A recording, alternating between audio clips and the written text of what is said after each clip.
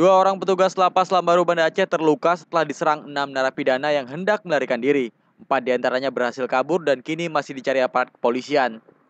Lembaga Pemasyarakatan Lambaru Banda Aceh ini sempat ricuh saat 6 orang narapidana berupaya kabur dari lapas ini pada Selasa petang menjelang maghrib. Mereka menyerang petugas dengan gunting dan melukai 2 orang petugas.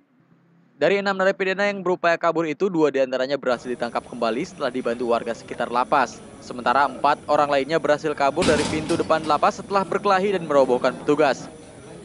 3 dari 4 narapidana yang berhasil kabur adalah mantan anggota TNI yang terlibat kasus narkoba dan menjalani hukuman di lapas ini. Sementara 1 orang lainnya adalah narapidana kasus pembunuhan. Memang terjadi pelarian di lapas kelas 2 Banda Aceh. Pelarian itu dilakukan dengan cara menyerang petugas pintu 1 dan pintu 2. Akibatnya petugas terluka. Ini merupakan kasus kedua narapidana kabur dari lapas Lambaru Banda Aceh selama 8 bulan terakhir. April lalu, 2 narapidana juga berhasil kabur karena sengaja dilepaskan petugas lapas. Dari Banda Aceh, Taufik Lana melaporkan untuk Aceh Video.